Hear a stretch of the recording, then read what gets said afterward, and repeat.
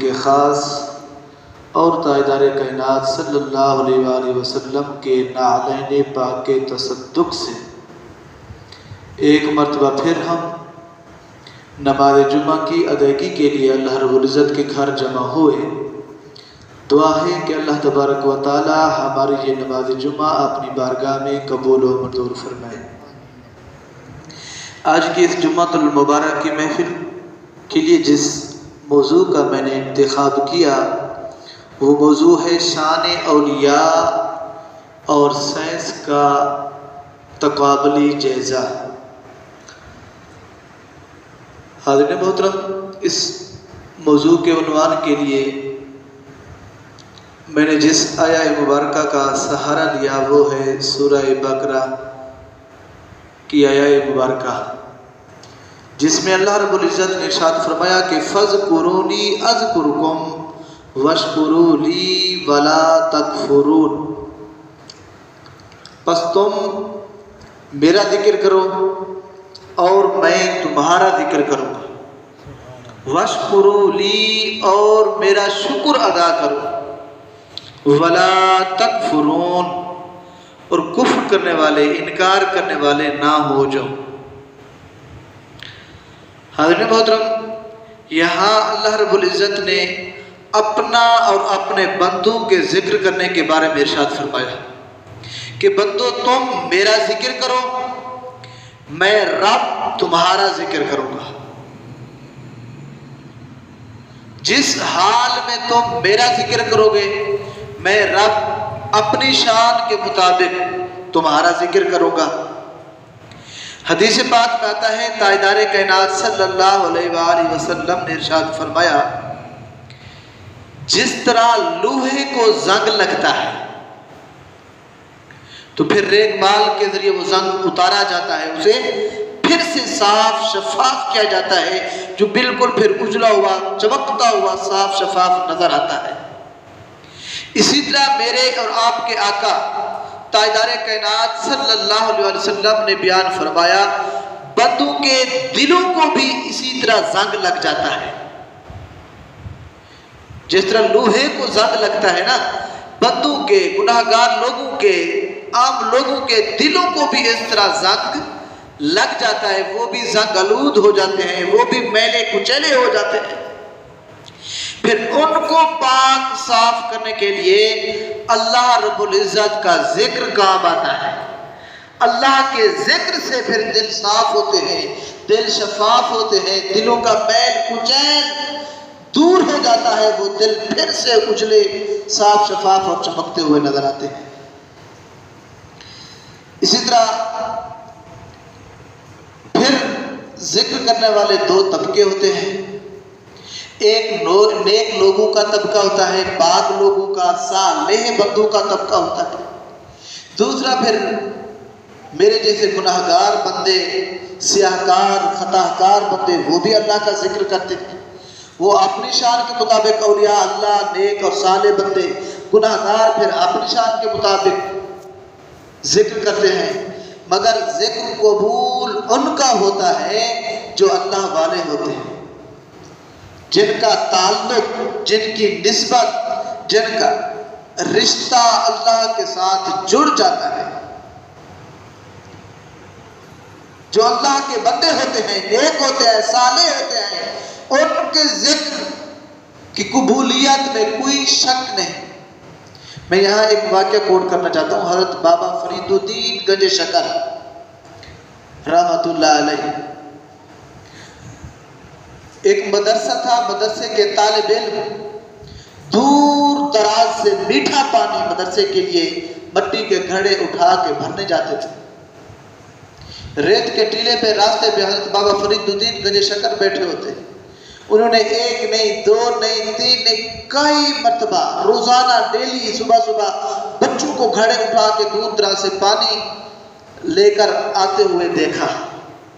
تو ایک دن جب بچے جا رہے تو انہوں نے بچوں کو بلایا، بٹھایا کہ بچوں کہاں جا رہے ہو؟ روزانہ میں دیکھتا ہوں، کہاں جاتے ہو تم؟ تو انہوں نے کہا ہمارے مدرسے کا جو پانی ہے وہ کھارا ہے، پینے کے قابل نہیں ہے، ہم دور دراز وہاں میٹھا پانی ہوتا ہے وہ بننے جاتے ہیں تاکہ پی سکے، اپنا گزر اوقات کر سکے۔ انہوں نے کہا روزانہ اتنی دیر جاتے ہو پھر آتے ہو، کافی سارا وقت تمہارا صرف ہو جاتا ہے، لہذا آئندہ تم اپنے مدرسے کا وہی کھارا پانی بھر کے لے آیا کرو، میں تمہیں میٹھا کر دوں گا۔ وہ بچے گھڑوں کے اندر کھارا پانی بھر کے لے آئے۔ جب بابا فرید الدین کے پاس آئے تو انہوں نے سورہ فاتحہ دم کر کے سارے گھڑوں پر پھونک ماری تو وہ پانی میٹھا ہو گیا۔ تو وہ میٹھا پانی جلدی سے لے کے مدرسے پہنچ گئے۔ تو پھر ادھر استادوں نے پوچھا کہ آج تم میٹھا پانی نہیں بھرنے گئے، جلدی آ گئے واپس، پانی نہیں بھرا تم نے؟ انہوں نے کہا نہیں، ہم نے پانی تو نہیں بھرا مگر میٹھا پانی ہے۔ پھر سارا ماجرا بتایا تو انہوں نے کہا سورہ فاتحہ تو ہمیں بھی آتی ہے، آئندہ ہم خود سورہ فاتحہ پڑھ کے دم کر لیا کریں گے۔ تو انہوں نے پھر سورہ فاتحہ 1 نہیں 2 نہیں 3 نہیں بار بار پڑھی، پھونک مارتے رہے مگر پانی وہی کھارا کا کھارا پڑا۔ تو آئے بابا فرید الدین کے پاس، کہا کہ بابا فرید الدین کیا ماجرا ہے، کیا وجہ ہے؟ تو ہم نے ایک مرتبہ سورہ فاتحہ پڑھی تو پانی میٹھا ہو گیا، ہم نے کئی مرتبہ ہم سورہ فاتحہ پڑھ پڑھ کے تھک گئے ہیں مگر پانی وہی کھارے کا کھارا پڑا ہے، وجہ کیا ہے؟ آپ نے فرمایا تم زبان بھی فرید والی بناؤ نا۔ بتا رہا ہوں کہ اللہ والوں کا ذکر کرنا وہ اور ہوتا ہے، عام لوگوں کا ذکر کرنا اور ہوتا ہے۔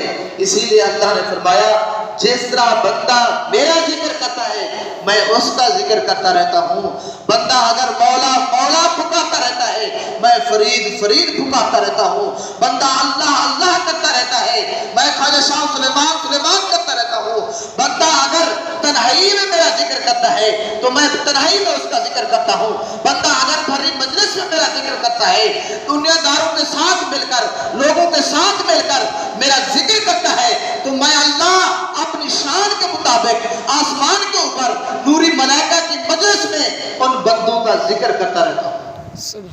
جس طرح بندے میرا ذکر کرتے ہیں میں رب خدا ہو کے ان کا اسی طرح ذکر کرتا ہوں۔ تو حاضرین محترم، اس تمہید کے بعد جو ہمارا اصل ٹاپک ہے کہ شان اولیاء بزبان سینس یا شان اولیاء اور سائنس کا تقابلی جائزہ۔ حاضرین محترم، آج جب نوجوان نسل کو ترغیب دی جاتی ہے، انہیں کہا جاتا ہے، پڑھے لکھے لوگوں کو جنہوں نے کالجوں کا منہ دیکھا، یونیورسٹیوں کا منہ دیکھا، انہیں جب کہا جاتا ہے کہ اولیاء اللہ کے دامن سے چمٹ جاؤ، ان کے ساتھ اپنا تعلق بنا لو، اپنی نسبت، اپنی سنگت، اپنی رفاقت اللہ کے نیک بندوں کے ساتھ، اللہ کے صالح بندوں کے ساتھ، سچے لوگوں کے ساتھ جو اللہ والے ہیں ان کے ساتھ اپنے آپ کو جوڑ لو، تو وہ ہمیں کہتے ہیں ان کی سنگت سے، ان کی صحبت سے کیا اثر پڑتا ہے۔ آج ہم پڑھ لکھ گئے ہیں، ٹیکنالوجی اتنی عروج پر ہے، سائنس اتنی ترقی کر گئی ہے کہ آج ان کی سنگت اور صحبت کی ضرورت ہی نہیں ہے۔ ان کی سنگت اور صحبت کی، ان کی رفاقت کی، ان کے ساتھ اپنا تعلق، ان کے ساتھ اپنا دامن جوڑنے کی طاقت کی ضرورت ہی نہیں ہے۔ ہم کیوں ان کے ساتھ ملیں؟ جب سائنس اتنی عروج پر ہے، ٹیکنالوجی اتنی عروج پر ہے، تو پھر ہمیں ولی اللہ کے پاس، اولیاء اللہ کے پاس، اللہ والوں کے پاس، اللہ کے نیک اور صالح بندوں کے پاس بیٹھنے کی کیا ضرورت ہے؟ ہمارے پاس سائنس ہے، ٹیکنالوجی ہے، جدید انٹرنیٹ ہے، ہم ساری سہولتیں ہمارے گھر میں، ہماری جھولی میں موجود ہیں،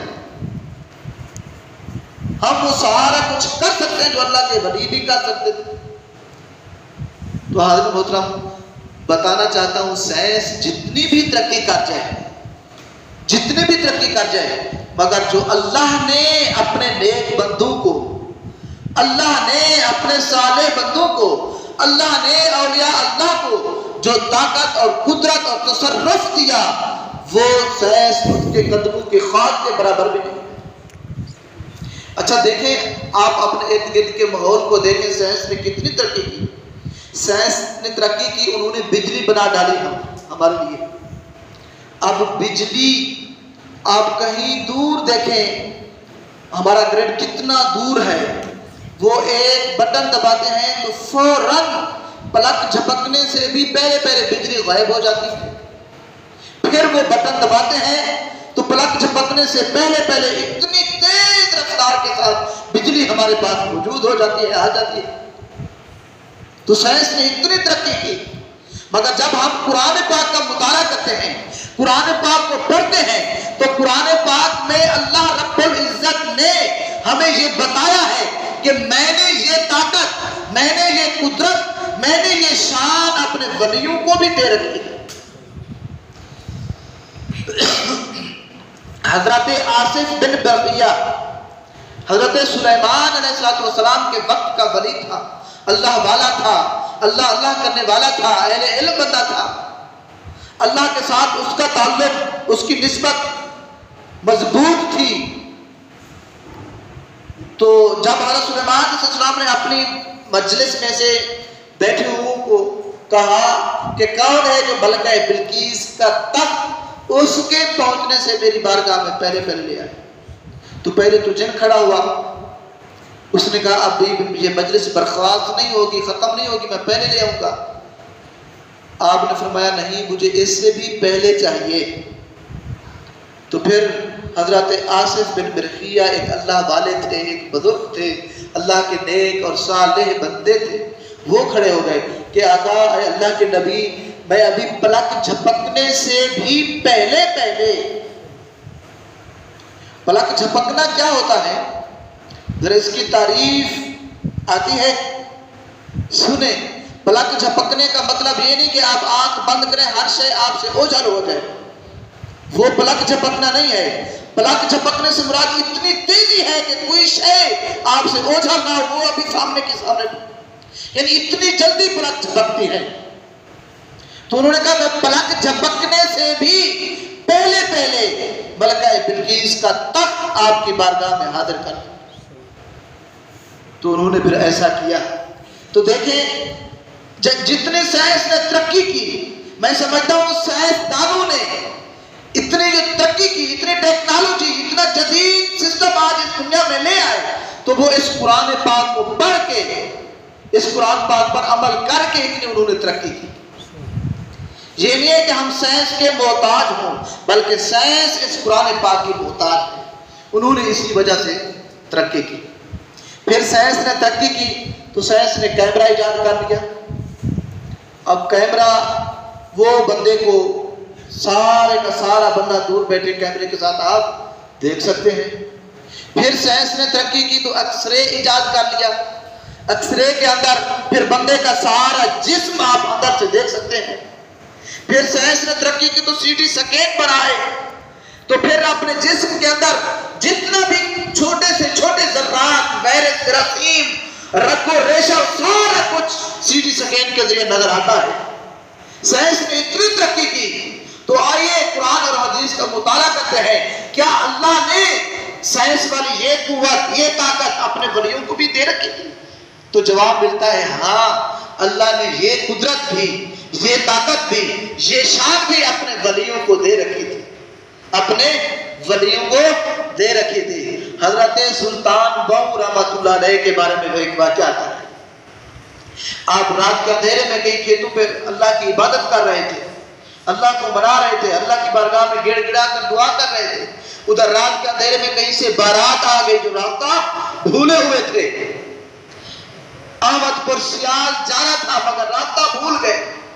تو اس بندے کو جب دیکھا، اللہ والے کو جب دیکھا، تو اس سے پوچھا آپ یہیں کے رہنے والے ہیں؟ انہوں نے کہا ہاں میں یہیں کے رہنے والا ہوں. چلو احمد پر سیال کو بھی جانتے ہوں گے؟ آپ نے کہا ہاں جانتا ہوں. کہا کہ ہمیں احمد پر سیال کا راستہ بتا دیں. آپ نے کہا آؤ میرے پیچھے. چند قدم چلے اور کہا کہ یہ سامنے دیکھو. جب انہوں نے سامنے دیکھا تو گنبد خضرا نظر آ رہا تھا. کہا کہ یہ احمد پر ہے. انہوں نے کہا ہمیں اس احمد پر نہیں جانا تھا، ہمیں تو احمد پر سیال جانا تھا. آپ نے فرمایا ارے لوگوں، میں اسی احمد پر کو جانتا ہوں اور کسی احمد پر کو نہیں جانتا. یہ ہے قوت سی ٹی سکین والی، ایکس رے والی، کیمرے والی، جو اللہ نے آپ کہہ سکتا ہے یہ تو آج کے بندے ہیں، کل کے بندے ہیں. حضرت سلطان کو ہمیں تو صحابہ اکرام کی زمانے کی بات پتہ ہے. تابعین کی تبع تابعین کی بات بتائے تو آپ کو صحابی کا واقعہ بتاتا ہوں جو عام صحابی نہیں، چھوٹے سے چھوٹے صحابی نہیں، خلیفۃ المسلمین ہے حضرت عمر بن خطاب رضی اللہ تعالی عنہ۔ آپ کا دور خلافت ہے، آپ نے محاذ پر، جنگوں پر، جہاد پر مختلف قافلے بھیجے ہوئے تھے۔ ایک قافلہ حضرت ساریہ اس کی قیادت میں بھیج دیا تھا، وہ کمانڈر ان چیف تھے، جنرل تھے اپنے قافلے کے، جنگ لڑ رہے تھے، ان کو شکست ہونے والی تھی، کافر ان پر حملہ کرنے والے تھے، تو آپ نے وہیں منبر پہ بیٹھے بیٹھے خطبہ دے رہے تھے لوگوں کو۔ یہ یوں سمجھے کہ ایک طرف لوگوں کو خطبہ دے رہے تھے، دوسری طرف جو آج کے زمانے کی ٹی وی ہے، آپ دور بیٹھ کے جنگ بھی دیکھ سکتے ہیں ٹی وی کے اوپر، دور بیٹھ کے قافلہ لڑ رہا ہو کہ ملکوں کے آپس میں جنگ ہو، کوئی شے چل رہی ہے تو وہ بھی آپ دیکھ سکتے ہیں۔ تو یوں سمجھیں حضرت عمر بن خطاب لوگوں کو دست بھی دے رہے تھے اور کہیں دور دراز جہاں اپنے قافلے بھیجے ہوئے تھے وہ بھی ٹی وی کے سکرین کی طرح وہ بھی دیکھ رہے تھے۔ تو جب دیکھا کہ مسلمانوں کے قافلے کو شکست ہونے والی ہے، حضرت ساریہ چونکہ اس قافلے کے کمانڈر تھے تو انہوں نے اس کو آواز دی، یا ساریۃ الجبل، اے ساریہ، 3 مرتبہ آواز دی، پہاڑ کا پاسا لے، پہاڑ کے دامن میں چھپ جاؤ یا پہاڑ کے دامن میں ہو جاؤ۔ تو پھر جب ایک قاصد آیا مدینہ تو حضرت عمر نے پھر جنگ کا حال پوچھا، انہوں نے بتایا کہ ہم شکست کھا چکے تھے، ہار چکے تھے، بس غیب سے آواز ہے، یا ساریۃ الجبل، یا ساریۃ الجبل، یا ساریۃ الجبل۔ جب یہ ہم نے آواز سنی تو پھر ہم پہاڑ کے دامن میں ہو گئے، پھر اللہ نے کافروں کو شکست دے دی، ہم فتح یاب۔ تو یہ ہے وہ قوت جو آج کے دور میں سائنس نے سی ٹی سکین کے ذریعے حاصل کی، تو اللہ رب العزت نے وہی شان، وہی قوت، وہی طاقت اپنے پاک اور نیک بندوں کو بھی اس سائنس کے آنے سے پہلے دے رکھی تھی۔ پھر سائنس نے ترقی کی، مقناطیس ایجاد کر لیا۔ مقناطیس کی تعریف کیا ہے؟ مقناطیس ہے ایک لوہے کے اندر کرنٹ گزارا جائے تو مقناطیس بنتا ہے، بجلی گزاری جائے تو مقناطیس بنتا ہے۔ ایک یہ طریقہ ہے مقناطیس بننے کا۔ دوسرا ہے پھر اسی مقناطیس کے ساتھ ریت کے چھوٹے چھوٹے ذرات کو ملائے تو پھر وہ چھوٹے چھوٹے مقناطیس بن جاتے ہیں، لوہے کو ملائے تو وہ مقناطیس بن جاتا ہے۔ تو اب مقناطیس کی تعریف سمجھتے ہوئے آپ کا خیال اور تصرف اور بیان پیر اور مرید کا ہونا چاہیے۔ اللہ رب العزت ہمیں یہ پیغام دینا چاہتا ہے، جس طرح ایک بڑے مقناطیس کے ساتھ ریت کے ذرات چھوٹے چھوٹے مل کر اثر مقناطیس والا ان کے اندر چلا گیا، اسی طرح تم بھی میرے پاک بندوں کے ساتھ اپنا تعلق، اپنی نسبت، اپنا رشتہ جوڑ لو تو میں بھی تمہارے گناہوں کو ان کے صدقے سے ختم کر دوں گا، میں بھی اثر تمہارے اندر، تمہارے قلوب کو، تمہارے اذہان کو اثر ہوئی اولیاء اللہ کا تمہارے دلوں کو ڈال دوں گا۔ تو ان کی سنگت اور رفاقت کا بہت بڑا فائدہ ہوتا ہے، بندے کو جہنم سے نکال کر جنت کی طرف لے جاتی ہے ان کی سنگت۔ کئی مرتبہ میں نے حدیث سے بات سنائی ہے، وہ درود پاک والی حدیث جو اللہ کا ذکر، اس کے علاوہ آج ایک اور حدیث دینا چاہتا ہوں۔ حضرت حضور نبی اکرم صلی اللہ علیہ وسلم فرمایا، بنی اسرائیل کے زمانے کا ایک بہت بڑا گناہگار شخص تھا جنہوں نے 99 قتل کیے ہوئے تھے، 99 قتل کیے ہوئے تھے۔ پھر اس نے کسی سے پوچھا، میں 99 قتل کر چکا ہوں، اس کے بعد بھی میری بخشش ہے یا نہیں؟ تو کسی خشک ملا نے بتا دیا کہ تیری کوئی بخشش نہیں ہے، اتنا تو قتل کر چکا ہے، ابھی بھی تو بخشش مانگتا ہے اپنے رب سے۔ اس نے پھر اسے بھی قتل کر دیا کہ چلو بخشش تو رہتے نہیں ہے، تو بھی چل۔ تو 100 پورے ہو گئے اس کے۔ پھر کسی اللہ والے کے پاس گیا، انہوں نے کہا ہاں اللہ تو رحیم ہے، اللہ تو کریم ہے، اس کے ہاں بخشش کی کوئی تھوڑ ہے، بس تو توبہ تو کر۔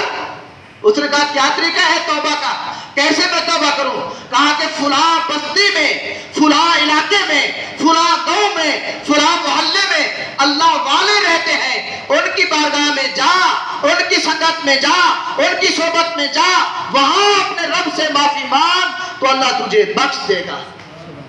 اب وہ معافی مانگنے کے ارادے سے ان اولیاء کی بستی کی طرف جا رہا تھا، راستے میں موت آ گئی، راستے میں موت آ گئی۔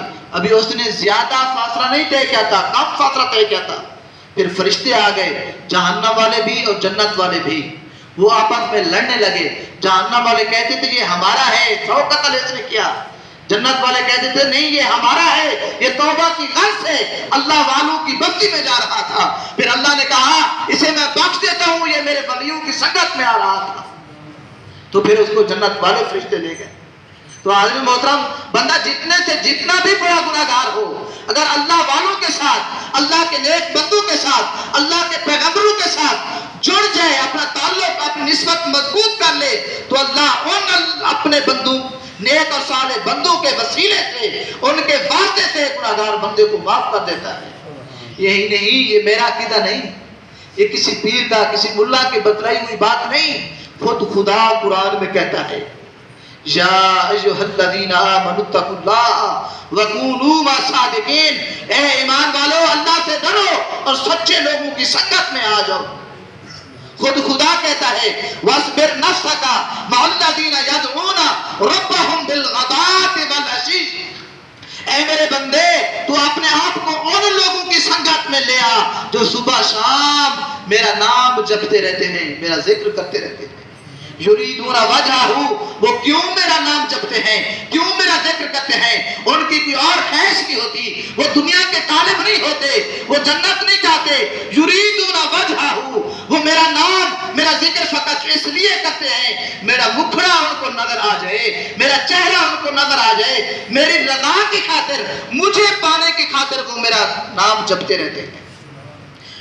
وَلَا تَعْدُ عَيْنَيْكَ عَنْهُمْ، اور اللہ فرماتا ہے اے بندے تیری نگاہیں، تیری توجہ، تیرا پیار، تیری محبت ان سے نہ ہٹے، بلکہ ان کی طرف اپنی توجہ کو رکھ، ان سے ہٹانا۔